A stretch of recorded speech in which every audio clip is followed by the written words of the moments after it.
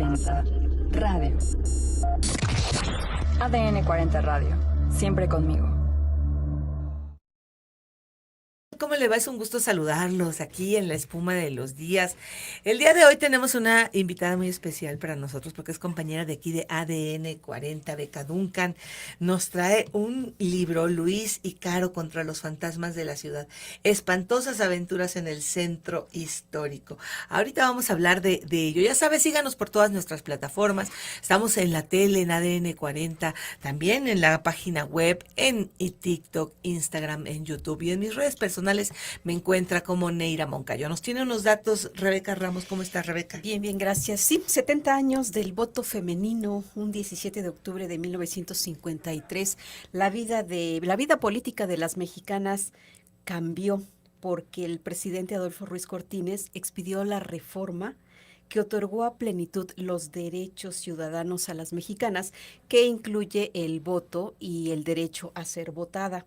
Actualmente más de 50 millones de mexicanas pueden acudir a las urnas. Y destacar también que el Congreso de la Unión ya está integrado por la mitad. Son mujeres. Sí, y ahora que probablemente, ¿no? Porque pues hay dos precandidatas, se puede decir, ¿verdad? Entonces, pues vamos a esperar si México estará gobernado por un hombre o por una mujer, porque todavía falta algunos partidos que no han definido. Sin embargo, miren a dónde hemos llegado en un corto tiempo. Falta mucho, pero bueno, pues ha sido un gran avance.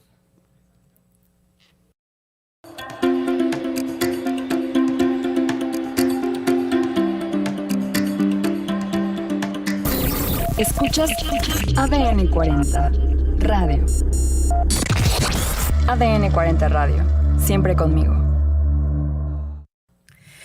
Y estoy muy contenta de tener a Beca Duncan, quien hizo con Chuy Campos este libro, Luis y Caro contra los fantasmas de la ciudad. ¿Cómo estás, Beca? Hola, Mineira, pues muy feliz de estar aquí. Primera vez que me toca estar en tu podcast. Sí, ¿verdad? Sí. Primera vez. Y es que, fíjate que, la verdad, te voy a mandar esa fotito porque me quedó bien bonita. Iba en el avión leyendo el libro, ahora que tuve la oportunidad de salir unos días, y dije, oye, qué interesante la forma de narrar y de ver temas que a lo mejor a los jóvenes podrías pensar que no les interesarían, y al contrario, hasta los jóvenes y los no tanto, se nos hace. A ver, cuéntanos acerca de el por qué escribir este libro y de esta forma. Pues fíjate que la editora Dalila Carreño de Penguin Libros, desde hace ya varios años me decía, hay que hacer un libro de historia de la Ciudad de México para niños. Ella es editora infantil.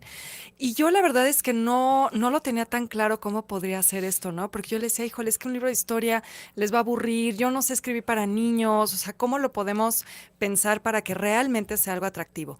Y bueno, Chuy Campos, ambas lo conocemos el contenido que le hace en redes sociales, tiene un canal de YouTube que se llama Sensacional Historia Mexicano, hace recorridos, lo hemos tenido como invitado en el foco. Sí, ¿no? ajá.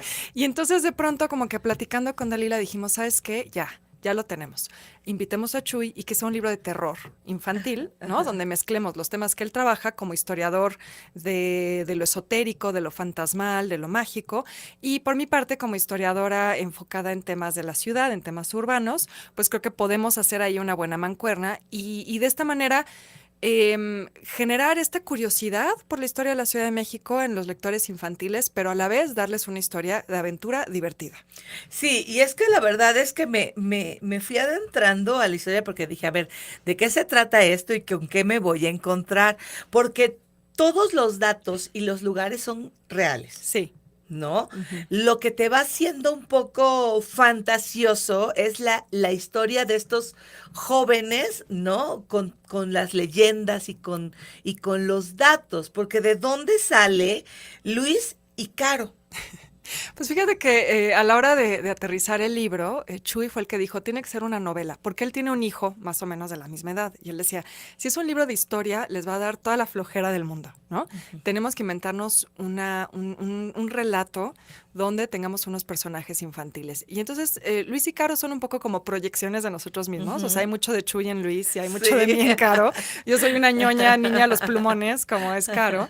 Y también pensábamos que eso nos podría ayudar a contar estas historias, es decir, son niños que van yendo a los lugares donde aparecen estos fantasmas, que como bien dices, son fantasmas que podríamos decir que sí existen, o sea, son fantasmas que están registrados en la bibliografía o en la historia oral de la Ciudad de México, y los espacios que visitan también existen, son lugares a donde podemos ir a pararnos hoy y vamos a ver ese edificio, vamos a ver esa calle. Y entonces la idea era tener estos personajes que nos fueran guiando por estas historias y obviamente con el elemento fantástico que de pronto a ellos se les revela esa historia de la ciudad oculta, una ciudad que existe, que convive con la ciudad real, entre comillas, y que es esa ciudad fantasmal, ¿no? Beca, a mí me fue gustando porque además dan datos, por ejemplo, en una de las primeras historias donde habla Luis, ¿no? De que era muy diferente a Caro en cuanto a cómo vivir la escuela, ¿no? Así como que yo busco a que me saquen y que me manden a pasear antes que estar en la escuela, pero diciendo, por ejemplo, de la Merced, ¿no? ¿Qué fue? ¿Qué es? ¿Dónde era? ¿Dónde se ubica? Y es que, ¿sabes? Te va llevando un relato ubicándote. O sea, yo dije, bueno, pues esto puede ser un minifoco de niños con historia de estos tours de leyendas que se dan en el centro histórico y todo, llevándote de la mano de hasta las sensaciones de cómo huele, Sí. de cómo caminan. Sí. ¿Cómo lo hicieron para compaginar esta parte tuya de conocedora ya con estos años que tienes en el foco, más tu carrera de historiadora del arte, más, o sea, todo lo que has ido haciendo con esta parte de Chuy, que es totalmente diferente en la parte esotérica y en la parte, Sí. aunque también hace todos estos recorridos. Sí, pues fíjate que creo que el tema de los recorridos es algo que los dos tenemos en común y que queríamos transmitir aquí. Yo tengo desde 2011 dando recorridos en la Ciudad de México, desde una perspectiva más, como dices, historia del arte, ¿no? Arquitectura y las calles y los artistas y todos estos temas. Y Chuy, por su parte, tiene 15 años dando recorridos de la ciudad desde esta parte de los recorridos de leyendas, de fantasmas. Entonces queríamos hacer un libro que invitara a los lectores, y no solo infantiles, ¿no? Sí. Porque sabemos que estos libros también son muchas veces leídos por padres, madres, tutores, etcétera. Son libros leídos en familia, digamos. Queremos hacer la invitación a que salgan a la calle y salgan a tener esa experiencia de vivir la historia a nivel de banqueta. Porque efectivamente ahí suceden como todas estas cosas a la vez. Por un lado tienes el pasado que está presente en los edificios, pero tienes como el ambiente del centro actual, que también es riquísimo, ¿no? Sí. Y queríamos tener las dos cosas. No queríamos que fuera un libro solo del pasado, queríamos que también fuera un libro que de alguna manera honrara cómo es vivir en el centro hoy, transitar el centro hoy y las historias de la gente que vive ahí, porque a veces se nos olvida que el centro también es un lugar que se vive, no solo que vamos a visitar como turistas.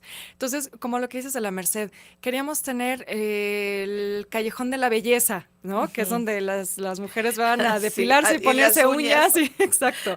Y también el convento. Que era que la es- mamá, ¿no? Exacto, la mamá de Luis se va a poner uñas a la Merced y a comprar tintes y todas estas cosas, pero a la vez eso convive de manera cotidiana con este convento hermoso, Sí. ¿no? El convento colonial, y desde luego convive con los fantasmas que hay en el centro, ¿no? Y dices, ¿cómo? A ver, ¿cómo es que hay fantasmas en el centro de Cancún? Háblame de ellos. Pues es que cualquier lugar que tiene historia tiene fantasmas. Eso también es algo que queríamos hacer y que de hecho es algo que Chuy reivindica mucho en su trabajo como historiador. Estamos viendo, mira, las ilustraciones de Carlos Vélez. Exacto, no, maravillosas. Creo que fue el mejor ilustrador que pudimos tener porque captura todas estas cosas de una Sí, manera sí, maravillosa, sí. ¿no? Pero bueno, esto los fantasmas pues existen en nuestra cultura, existen en todas las culturas y creo que hay que entenderlos que más allá de que si creemos en ellos o no, yo te diría, por ejemplo, yo soy súper escéptica, ¿no? Pero de todas maneras me parece interesante estudiar las historias de fantasmas o de nuestra relación con lo mágico, porque también nos dice mucho nuestra cultura, nos dice mucho nuestra historia. Y es algo que también queríamos reflejar ahí. O sea, ¿por qué se aparece un tipo de fantasma en un lugar específico? Nos dice mucho sobre la historia de ese lugar y la sociedad que imaginó a ese fantasma, ¿no? Claro. Sí, porque además es un tanto el fantasma, o sea, puede ser que creas en fantasmas reales, en estos seres que quedaron en medio de una transición, ¿no? Pero también pueden ser esos recuerdos que están hasta hoy, son como los ecos, Sí, exacto. ¿no? Qué bonito. Sí, De sí, lo que se habló, sí. de lo que se vio, Ujú, de las personas que habitaron, ujú, ¿no? ujú, Más exacto. allá de lo que podemos creer o no creer. Y ahí puede encontrar donde se unan la creencia de Chuy con el escepticismo de Beca, ¿no? Exacto, Se pueden sí. unir en esa parte. ¿Cómo recomiendas leer este libro y que lo lean los niños? ¿Y de qué edades? Bueno, es un libro como más o menos para unas edades de 7 a 12, ¿no? Más o menos. Pero fíjate que algo que hemos encontrado es que nos ha escrito gente en redes sociales, o sea, adultos. Yo. Sí, sí, sí, que también lo han disfrutado un montón. Entonces yo ya no sé qué es, yo creo que es para todos, Sí, para no, quien no, quiera, ¿no? no, definitivamente es para todos, ¿no? Sí, Porque yo creo que yo le puedo contar historias a mi hijo que no sabe leer, que tiene 3 años, con este libro, sí. ¿no? Y cómo eh, puedes recomendar hacer una, vivencia del libro. ¿Qué será? Sí. Que elijan 2 o 3 lugares. Digo, para esta parte que tú decías de la convivencia familiar y del motivar a los niños a leer, que muchas veces ya no quieren leer por el tema de los videojuegos y del Ujú, celular y todo, y ujú. decir, a ver, lee hoy la historia de Exacto, sí, a ver, y nos vamos sí, a... ajá, exacto. Eso es algo que quisimos hacer y desde un principio lo planteamos un poco como un diario de viaje, que eran estos diarios que se hacían en el siglo XIX, ¿no? Los Sí, exploradores. Y por eso incluimos al final de cada capítulo, sí, eso como está como en padre. cada capítulo se aparece un fantasma y un lugar, ¿no? Un espacio. Hicimos estos croquis con datos también muy prácticos de cómo llegar en metro a ese lugar, si está abierto Ah, al sí. público o no, el mapita que te ayuda a ubicarte, dónde se encuentra, precisamente pensando en que este es un libro que se puede leer de una forma muy abierta, es decir, puedes leer un capítulo, irte a la calle a buscar ese lugar, puedes leerlo todo y después armar tu propia ruta, o también algo que estamos pensando es que los lectores infantiles ahora, pues son lectores que no se quedan solo con el libro. Esto es algo en Sí. lo que Chuy también ha hecho mucho hincapié porque él es maestro de secundaria, ¿no? Ujú. Entonces él dice, a ver, yo sé que mis alumnos cuando abren un libro van a buscar en su teléfono mientras leen el nombre del lugar, el nombre del personaje, van a buscar un TikTok, van a buscar un video en YouTube, van a buscar en Wikipedia, se van a meter a Google, van a tratar de comprobar si lo que está ahí es cierto de alguna manera, Sí, ¿no? Por ajá. sus propios medios. Y eso no nos parece que esté mal, ¿no? De hecho, los dos somos creadores digitales, los dos tenemos Ujú. proyectos en YouTube, sabemos que eso puede ser una gran ventana también para acercar a la gente al conocimiento histórico Claro. y no queremos desmotivarlo, al contrario. Por eso también en el libro pusimos notas, por ejemplo. Sí. No tienes que leer las notas, no es que te pierdas de algo de la trama, pero al final puedes encontrar los nombres de los personajes, de los lugares, y tenemos un par de líneas que te dan un poco como ese anzuelo por si tienes más curiosidad de buscar por tu parte, Ujú. tener como las coordenadas, es como yo lo diría, ¿no? Para saber dónde buscar. Sí, mira, a mí todos me gustaron, ¿no? Pero, por ejemplo, aquí dice, Museo del Templo Mayor. Y Ujú, dice, ¿sabías qué? ¿Por qué es conocido el Templo Mayor? Y ahí viene la respuesta. ¿Cuándo se construyó? ujú. ¿Y dónde se ubica? Se encuentra en la Plaza del Seminario, en el centro histórico de la Ciudad de México. ¿Cómo llegar? Metro, línea 2, estación Zócalo. Exacto. Sí, sí, sí, sí. ¿No? Y entonces dices, a ver, ¿cómo? Estoy hablando de historia. Ahí está la historia. Eso es justo el tema, Nera, que la gente sepa que la historia sucedió en un espacio y pueden ir a verlo. Y no hay nada como estar en el lugar de los hechos, por decirlo de alguna Así manera. es, Te da sí. otra experiencia, ¿no? Así es. Mira, la calle de Regina, ¿Sabías? Dice, ¿cuál es el origen de su nombre? La calle lleva ese nombre porque en 1573 ahí se construyó el templo y el convento de Regina Coeli. En la época colonial esta calle se encontraba ya a las orillas de la ciudad. Imagínense ustedes, ¿no?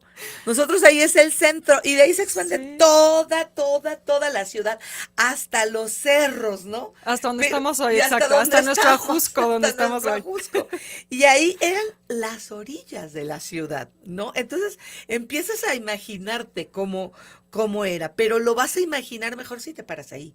Exacto, sí, y es que te digo, es como una experiencia vivencial de la historia salir a la calle a ver estos lugares y queremos que la gente se anime a hacerlo, ¿no? De pronto creo que también somos un poco temerosos de ir al centro y pensamos Sí. que quizá es peligroso y bueno, claro que Como toda la en ciudad y cualquier, muchas en ciudades. cualquier ciudad, ¿no? Tienes que tener tus precauciones, pero sí queremos que esto sea una invitación a que la gente no se quede solo en el libro, que vaya a la calle. A mí me da miedo el centro, debo confesar. Pero no por los asaltantes, no porque eso. Me da miedo porque digo, no voy a llevar dinero. Pero quieres gastar todo. Si o no te encuentras cantidad de cosas impresionantes en el centro, encuentras libros. A mi esposo que le gusta ir a las librerías de viejo, que le llama, Claro. no, o sea, le digo, no, ya no lleves más chácharas. ¿Cómo que chácharas? No, un libro. Bueno, las librerías de viejo están en el libro también. Queremos Claro. hacerles un homenaje. Sí, sí. Pues porque es un libro Por eso me dijo, ya ves. Exacto. Y somos tantos los que conseguimos nuestros libros ahí, Ahí. que queríamos también, como te digo, rendirle un tributo a las Y además librerías de viejo. son libros que no encuentras ya en las Exacto. librerías, que no están digitalizados, que raro te vas a encontrar en internet. Él busca mucho de cocina, por ejemplo. Ah, wow, ok. Y el otro día se encontró en uno de esos una, eh, ¿cómo le llaman? Factura de Liverpool, creo, de Ay, qué Liverpool, bonito.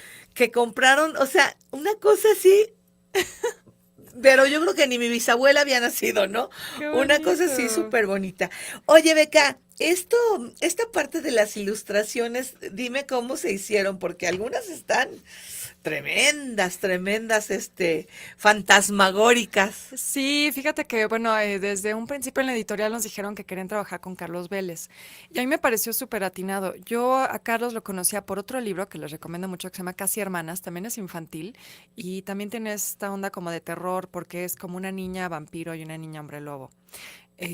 Y me encantó su trabajo ahí. Entonces, cuando nos dijeron queremos trabajar con Carlos Vélez, yo dije, sí, por favor, es el indicado. Creo que tiene esta capacidad de hacer algo, como dices, sí de terror, pero lo suficientemente, digamos, apto o adecuado Sí. para un público infantil, ¿no? Ujú, ujú. Tampoco queremos darles pesadillas Sí, a los ¿no? pobres niños. Así es. Y algo que también combinamos precisamente buscando que fuera como diario de viaje, es además de la ilustración, digamos, principal de cada capítulo, que es lo que hace Carlos, Ujú. tenemos estas viñetitas que son como hojitas de libreta, Sí, de como los cuaderno. post-it, ¿no? Exactamente.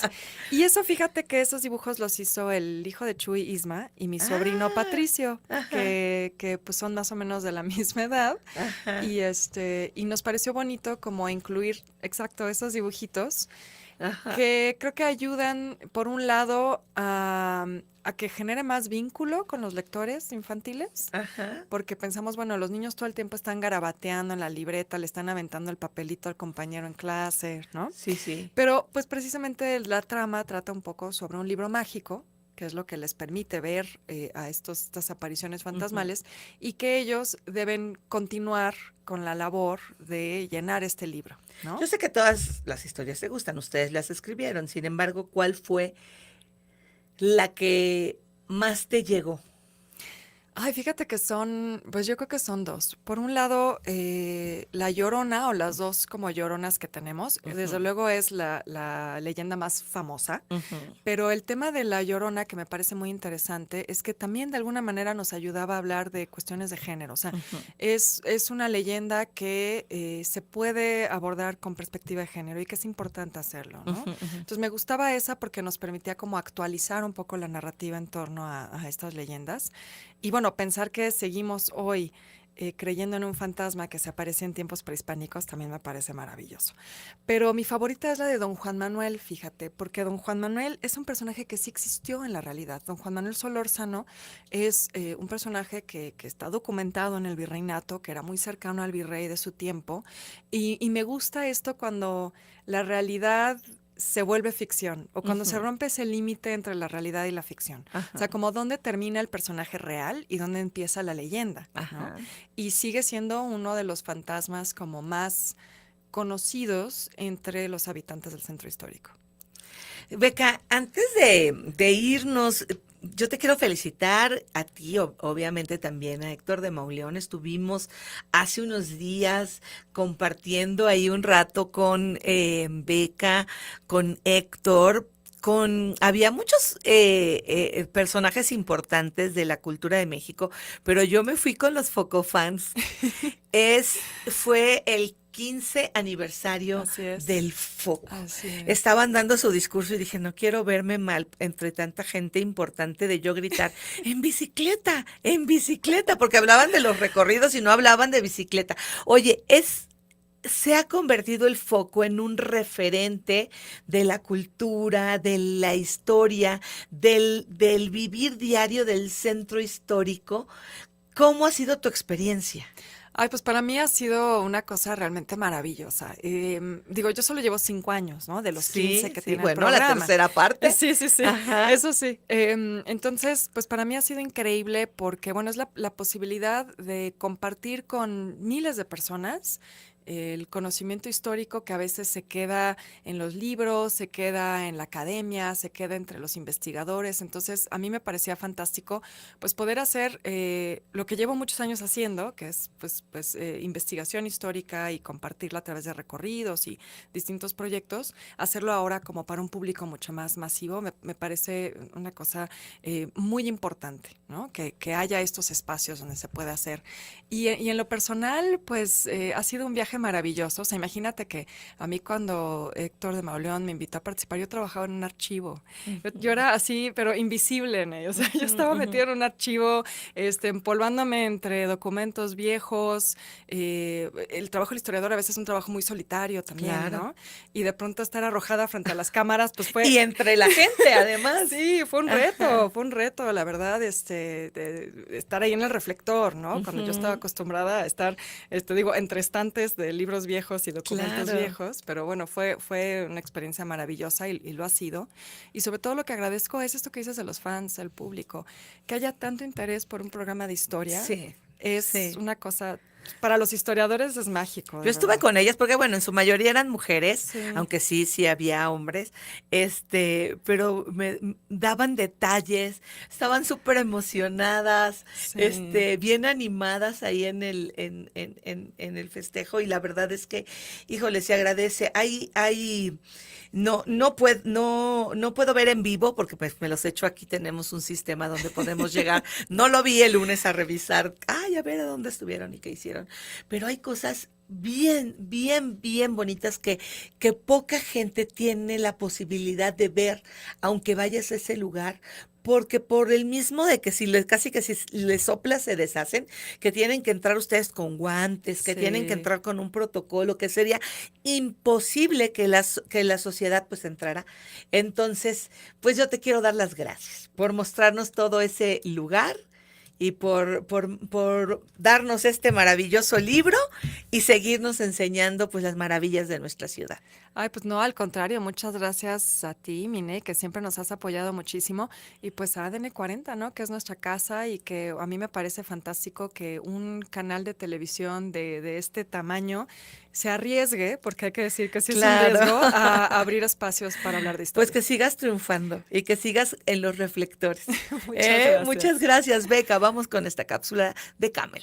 Para algunos confiar en sí mismos es cosa de todos los días, para otros esa confianza nunca llega, pero ¿te ha pasado que aunque dudes de ti mismo, haces o logras algo gracias a que alguien más creyó en ti? A esto se le conoce como efecto Pigmalión, un fenómeno psicológico para referirse a la influencia que ejerce la creencia de una persona en el rendimiento de otra, el yo creo en ti. El origen del nombre de este efecto viene de la mitología griega, cuando Pigmalión, un escultor de Chipre, se enamoró de una de sus creaciones, Galatea. A la estatua la trataron recordaba como a una mujer real, la mujer de sus sueños. El mito dice que Afrodita hizo que la escultura cobrara vida gracias al amor que le tenía a Pigmalión. La relación entre el mito y el efecto es que Pigmalión superó lo que esperaba de sí mismo y al creer que la estatua estaba viva, al tratarla de esa forma, la estatua, en efecto, cobró vida. Otra vez, el yo creo en ti. Pero ojo, también existe el efecto Pigmalión negativo, en el que la autoestima de la otra persona puede caer. ¿Y tú, en cuántas personas crees más de lo que ellas mismas creen en sí? Y ya estamos aquí nuevamente. ¿Qué nos tienes, Rebeca? Pues fíjate que has tenido algún dolor que digas, ay, ¿qué será esto? Ay, sí, muchos del corazón, del alma y del cuerpo. Pues yo creo que todos hemos en algún momento sentido algún dolor y no le damos mucha importancia. Fíjense que hoy es el Día Mundial contra el Dolor y tiene como objetivo que tomemos conciencia Sí. de que debemos recurrir a solicitar ayuda médica, porque a veces lo dejamos y se va convirtiendo en un grave problema. Tengo datos del INEGI que señalan que en nuestro país el 27% de los habitantes, es decir, 40 millones, sufren algún dolor y las mujeres tienen un porcentaje muchísimo más alto que el de los hombres. A nivel mundial, 1 de cada 5 personas padecen algún dolor físico. Esto de acuerdo con datos de la Asociación Internacional para el Estudio del Dolor.